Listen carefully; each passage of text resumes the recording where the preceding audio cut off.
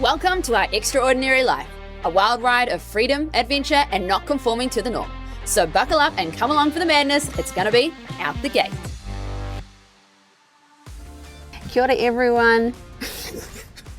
Kia ora everyone. We're currently in Blenheim, New Zealand. We've got some time to kill before we head to our friend's wedding. So we thought we'd do a little Q&A session with any questions that you guys had. So we asked you on Instagram and on YouTube any questions that you've got. And so yeah, we'll give you the answers to them now. We've categorized them into truck stuff, relationship stuff, dog stuff, and Other stuff. other stuff. Hope you enjoy. All right, the first question is, how much are you guys living off at the moment? Are you saving money because of lack of bills? Well, who wants to go? I can go? Yeah, here you go. All right. So, at the moment, we are saving a bit of money, not as much as we'd like, because we do have a few bills still. We still pay insurances, we still pay road users, and all things like fuel. We would be saving more money if both of us had full-time jobs, but I only have like a part-time job. Louis has a full-time job. Our bills are very minimal. Ish. Ish. What would be the biggest expense we have? Airbnb. Right, yeah, so we do have a Airbnb property in Christchurch, but unfortunately it's not making any money. So that's our biggest expense at the moment. Probably our biggest expense, honestly, would be food, I would say. Yeah, Between us and the dogs. Yeah, we don't we do splurge out on a lot of treats. Like we cook Monday, Tuesday, Wednesday, maybe Thursday, and then Friday, Saturday, Sunday. It's takeaways. There's some room for improvement. There is definitely some room for improvement. And the dogs, they have a raw food diet. About $10 a kilo. Yeah. And they eat about 1 kilo a day between all of them, so it's about $10 a day to feed the dogs. Yeah, but it's worth it, for sure. 100%, they're not eating cardboard. Yeah. Oh, this is one that I'm sure you will all be very interested to know. How much does the truck weigh? I haven't weighed it. Factory, I think we got it was about 7.5 tonne. We took some weight off and then added a whole lot more. I will weigh it, so once we know, I'll post it up. It'll be under 10. Yeah, what's your rough guess? I reckon 9, be in the 9s. Everything's pretty lightweight. We haven't added that much. We've mainly just moved weight around. But you found that the truck actually handles better with more weight. It does. You found? Yeah, definitely. It brakes a lot nicer, it corners nicer. It's not top heavy at all. It's actually a wee race car.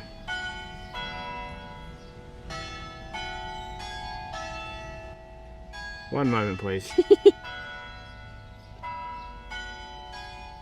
Early. Must be time for the next question.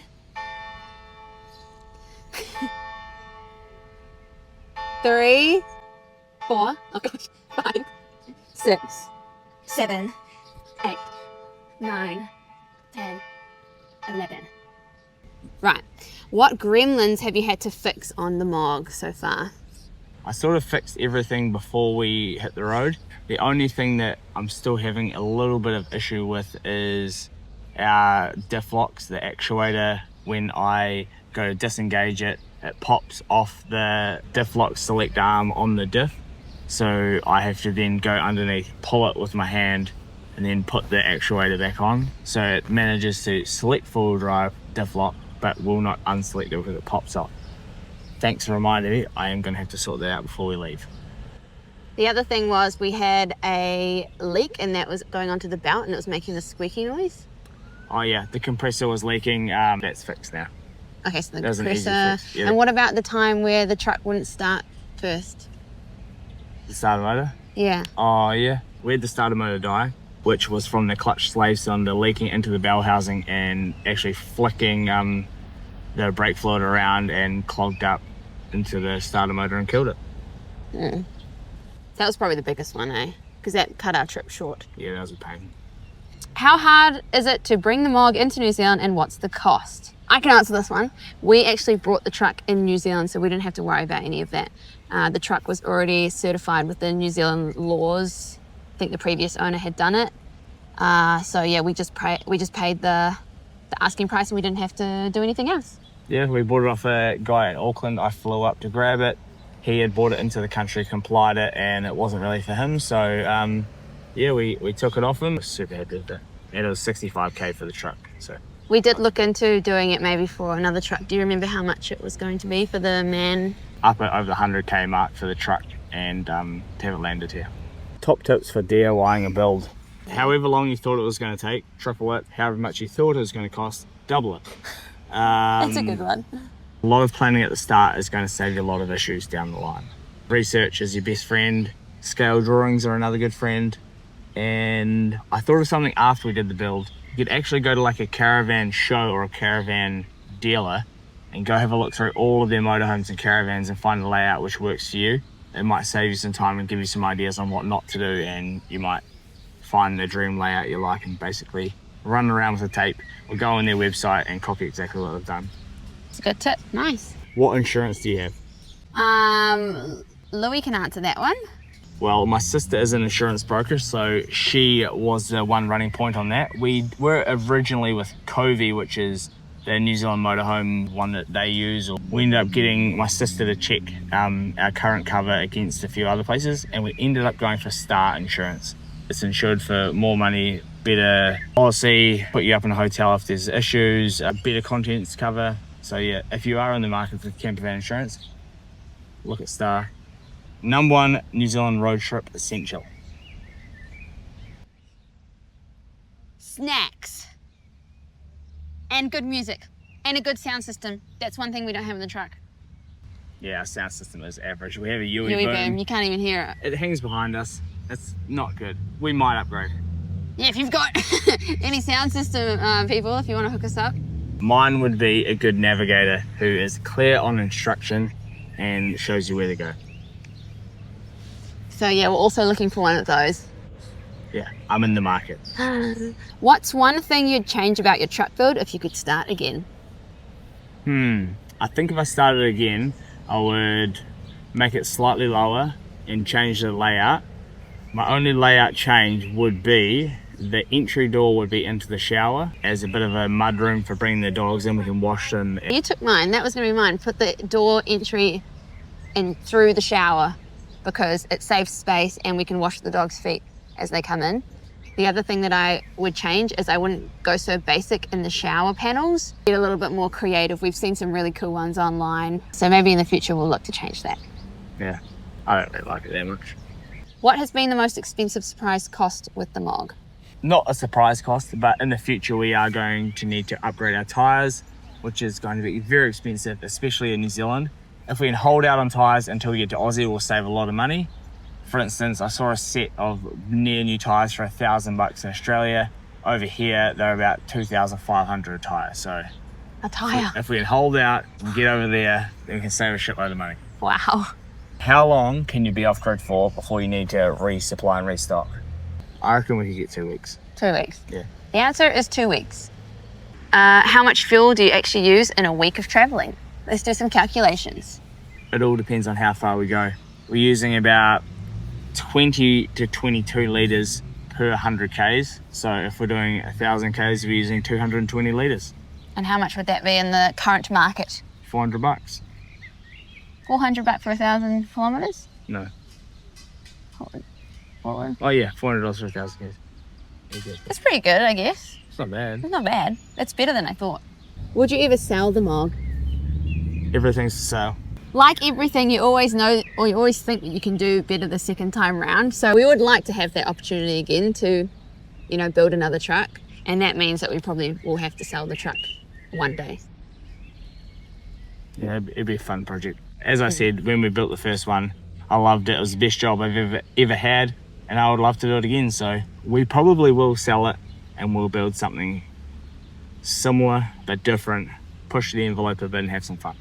Last question on the truck. What's next on the upgrade list? I am currently working on the rear storage setup.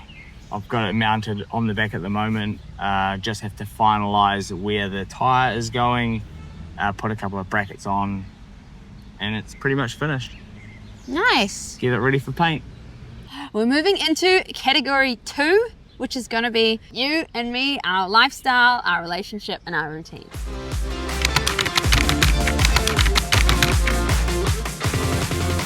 So, first question.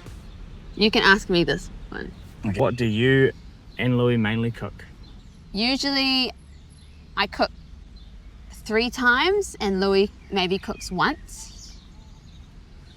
Come on, that's not a surprise, come on.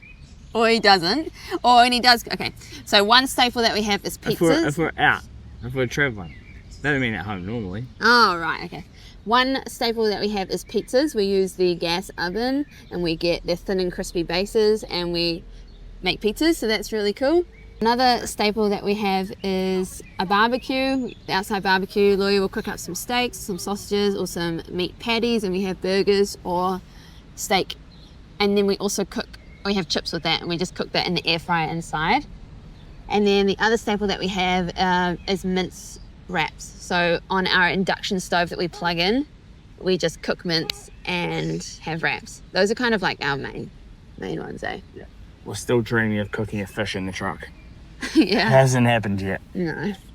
How is your knee rehab going? It's going, if you guys can see this. Woo! I am 3 weeks post-surgery. I had a complete ACL reconstruction, meniscus repair, and I got the LET tendon on the outside of the knee tightened so that as soon as I'm recovered and able, I can start moving better. So I have to spend another 3 weeks on crutches, no weight bearing, and then after that I can start moving. And that's the reason why our travel is delayed, is because we didn't want to travel while I'm on crutches. So we're going to wait till I'm off crutches, I can walk properly without ruining anything, and then hopefully we'll be back on the road in December. Yeah. What's your deepest fear? Ooh. Okay, my deepest fear, sorry to anyone if this upsets you. My deepest fear is living in like a grey and white house surrounded by other grey and white houses with like 4 kids and a boring husband, and pretty much I just work from 8 till 5, and then I come home, and then on the weekends I just clean. That is my deepest fear, and I'm trying my very hardest to avoid that. What about you, Louis? My deepest fear is that I do not chase my dreams. Aww. I want good experiences to look back on rather than regret of not following my dreams. What has been your favourite memory of living on the road so far? Right, my favourite memory living in the truck so far would have to be, it was basically right at the start when we were on 90 Mile Beach and sort of realised we're actually on holiday and we can chill. And yeah, that was definitely my favourite. We just seem to slow down and start to enjoy what we've done, what we've worked so hard for, and just take a breath and enjoy the nature. And we saw some wild horses. Nice. Yes. My favourite memory, believe it or not, is actually in Rotorua. We went whitewater rafting, and I've never done that before, and it was a new experience, and I got to do it with Louis, and yeah, so I had heaps of fun. And we're definitely going to go back, but this time we're going to do the one where you sit on your boogie board and you go down by yourself, because that looks so cool. Yeah.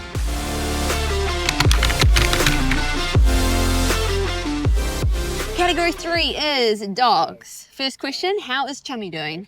Chummy is doing great. You might remember she had the wee back scare when we were around Napier Ways. The vet wanted to put her down. We got her rehab done. She is pretty much like she was, as good as new. Yeah, we are a lot kinder to her, i.e. we don't really make her or let her walk more than, 600 metres? Yeah, she does a little 5-minute spurts. Yeah. Yeah, that's about it. We used to take her for a walk, 2 kilometres, but now we don't do that. She seems fine. She's almost 16. And if you've got food, she'll do anything. Yeah. So I'm sure she's all right. We would call it retirement. Yeah. What's the hardest part about travelling long term with dogs? I'd say number 1 issue is 1080 drops, because that holds the biggest risk. So we always check with that, because we hate 1080. The second issue is lots of kiwi zones, and we want to respect that, so we don't want to take our dogs in it. And then number 3, is the heat up in Northland in summer. It's too hot for the dogs, on their little paws. And so making sure we have aircon is super important so they can stay in the truck and cool off. How do you keep the truck clean with 3 dogs? Short answer is you don't. You don't, because no matter how many times you vacuum during the day, the sand always gets brought in, the dog hair always gets everywhere. So we don't. All you can do is have vinyl floors, some good, easy to clean seats, and a good vacuum cleaner. Yeah, and a no fucks given attitude. A positive attitude. Oh yes, positive. On to our last category. Category 4, future plans.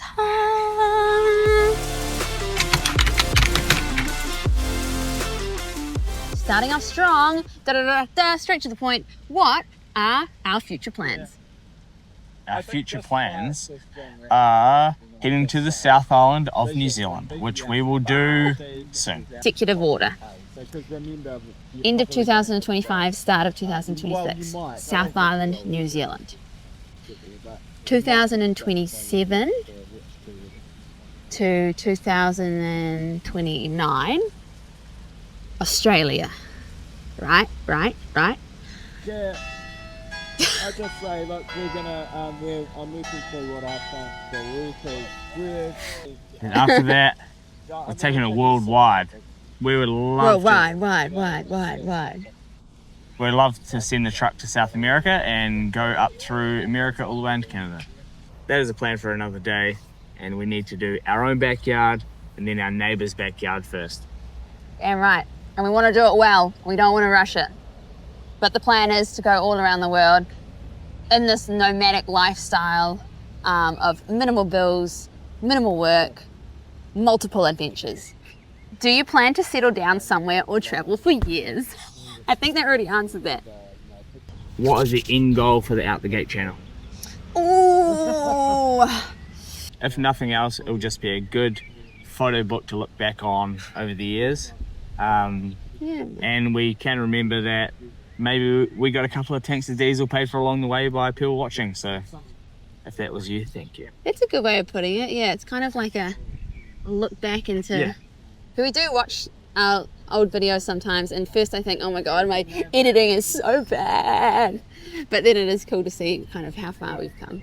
And we've come to our last question. Are there any Out the Gate merch or product ideas coming out? Oh, you know what? This has been a big idea for a while now, and that's doing Out the Gate hoodie towels. Tooties?